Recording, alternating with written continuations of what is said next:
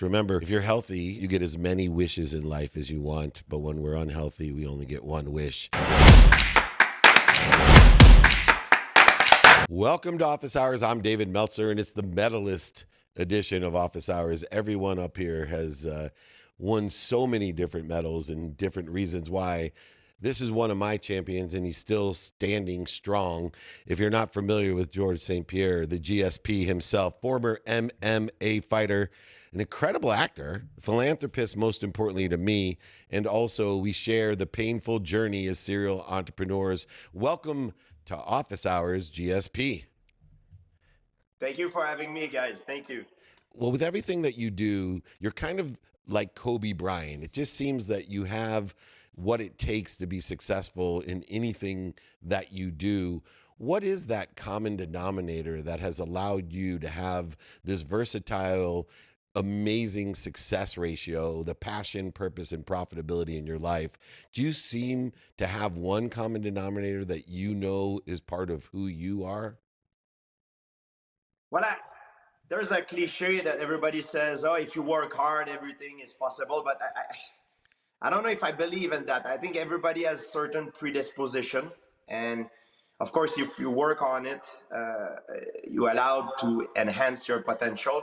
But I think what made the difference in me for my career in mixed martial art is that I was never afraid to get out of my comfort zone in order to improve, which is not given to everyone. Like a lot of people, they don't want to get out of their comfort zone. And I never miss an opportunity when it was given to me to improve, even if I was forced to get out of my comfort zone. And this, I think, what makes the difference over hard work, talent, whatever you call it, you know? Yeah, it's amazing mindset that you need to have in all those different areas, especially as a serial entrepreneur. LaShawn, you've made that expansion from 4 or 5 gold medals, 17 world championship medals. Between us, we have so many medals, I lost count. Right. But for you, you know, you guys have a lot in common. You're champions. You are the best in the world at something.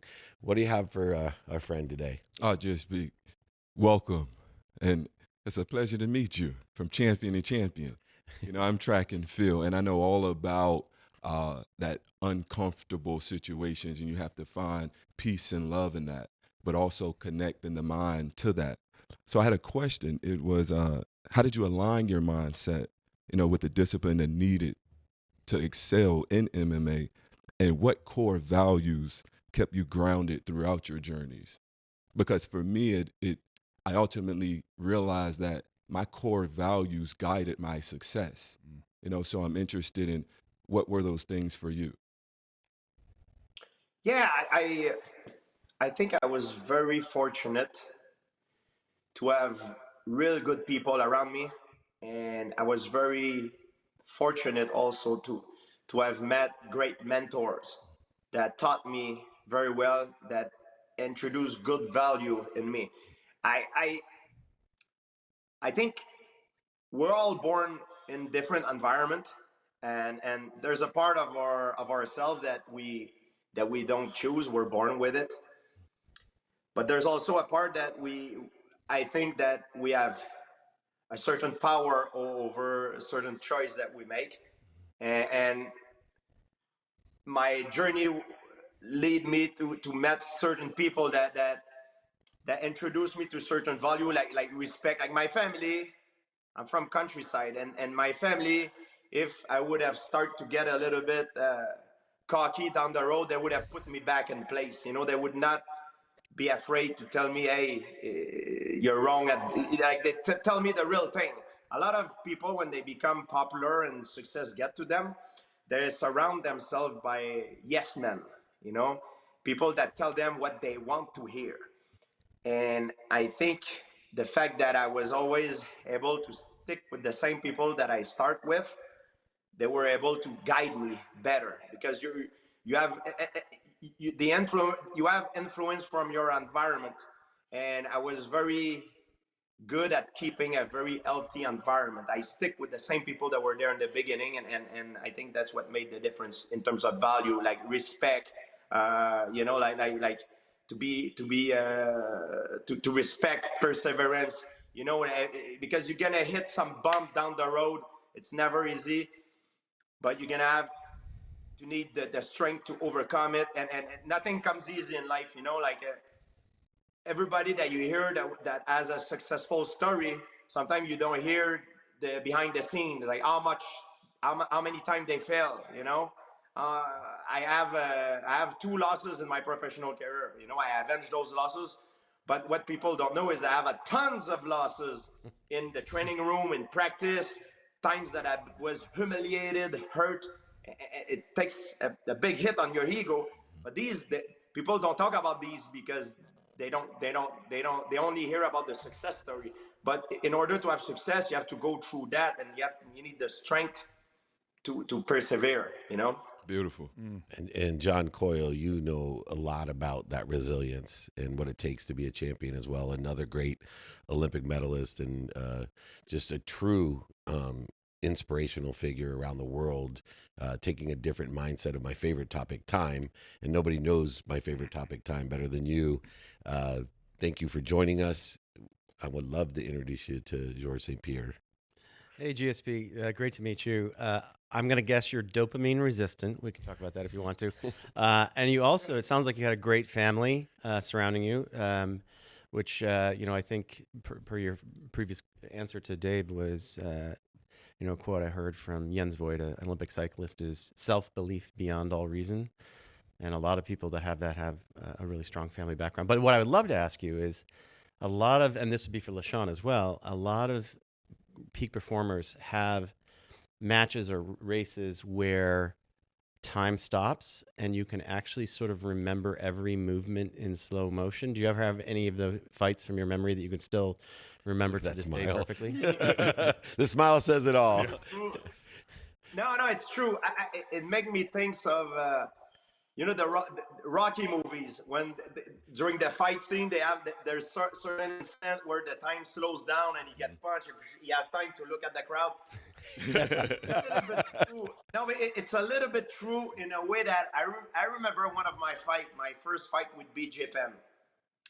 I had a bad first round. I was bloody. I was, you know, it was a very tough fight. I don't exactly remember when it happened in the fight, but I remember that I had my opponent BJ Penn against the fence. I had him with his back against the fence, and I looked through the fence, and I was in Vegas, and I saw Cindy Crawford. She was like, I remember at that time, like every man were like, oh my God, she's so hot. And I remember looking at her, and I'm in the middle of a fight, bloody, and I look at her and I'm thinking, oh my God, she's so beautiful. So the time sort of stopped, and I got distracted for a moment, and then I remember thinking, I'm looking next to her, and I think it was her husband is looking at me, and I'm thinking, oh shit, his husband is looking at me, looking at his wife, and I'm thinking, of course he does. I'm the one doing the show, and I came back into the action. But what a great story. when these things happen, I call it to be in the zone. For me, to be in the zone, it's when you perform at your optimal level. Being in the zone, it doesn't mean to be too focused, because if you're too focused, it's like a horse that has something around and you can't see, for example, in the middle of the fight, how much time left, what my coach are saying, what his coach are saying, because I have the advantage. I speak French, but I speak English. I speak a little bit Portuguese and Spanish. I can understand. So you need to have these information, you know, when they call the shot. So if you're too focused, too zoomed in on something, you miss all the important stuff around. And if you're not focused enough, you could be distracted and get cut with something that you don't see coming. So when you're in a zone, sometimes you have the impression that time stopped. Yes. And when I remember, I look at the replay of my fight and I try to identify exactly when that sequence happened. I couldn't really find it. It's too fast. Yeah. It was too fast, but I remember it's not a memory that I created. I know that it happened. And for me, it seems like it took a few seconds, like a sort of a pause. But when I watched the fight, it was no pause. So when you're in the zone, these things happen sometimes. And I'm sure in, for example, track and field, you have the same kind of feeling. I've talked to many of my friends that do track and field, Bruni Surin, and they told me that they have certain moments sometimes when they have their best performance, they feel like the time stop. And it's the same thing in my sport and mixed martial art. And John's a speed skater, so you can imagine losing by our nose, the size. He wishes he had noses like ours, GSP. He would have won the gold instead of the silver. But another man that understands what we speak through and what we speak to ourselves with, and he keeps telling himself what he's going to achieve in his life, and he surprises himself by the amazing imagination and self-image that he's created. Chad, thanks for joining us. Hey, thanks for having me, David. Hey, so GSP, let me ask you a question. I have a podcast. I've interviewed amazing people around the world over the last 8 years, and I end with one question. I end with two questions, but I'm going to ask you the last question. I just met you. You're an amazing champion. I know all about you. But tonight, after knowing you through this interview, I'm going to go home and I'm going to pray for you. What should I pray for? Great question. I think if I have a wish, I mean, to be happy, I think my health and the health of people I love is directly linked to happiness. I perform in a sport that is very dangerous. We get hit on the head for a living. We hit people. And one thing that concerns me sometimes is the concussion, the impact to the brain related condition that could sometimes appear later in your life. I'm known to be a fighter that was, most of the time, I was fighting smart. I was hitting and not getting hit. But sometimes you have to go to a war. You know, I got my share of punches, and one of the things I wish is just that I stay healthy as long as I live, and and those certain conditions that are linked to head trauma are not are not bad. You know, they don't get developed, because a lot of guys in football, MMA, boxing, they develop CTE and problem. And this is a concern. You know, even though I got checked by the doctor told me, you never know down the road in the future if something will not develop. You know, so if I have a wish, is that I stay healthy. It's such a great analogy. I'm saying you don't have to be an MMA fighter to realize that going through life, to have success as a fight, and praying for everybody's health through that fight, I think is paramount. So thank you, appreciate that. Well, we are standing strong with you, my brother. We will pray for your health and your happiness. Remember, if you're healthy, you get as many wishes in life as you want, but when we're unhealthy, we only get one wish. So we will wish for your health and happiness. We are blessed to have you to be a part of Office Hours. Please make us the promise that you will show up. We have many more shows, many more invitations, not obligations. The incredible GSP here with me, David Meltzer, on Office Hours.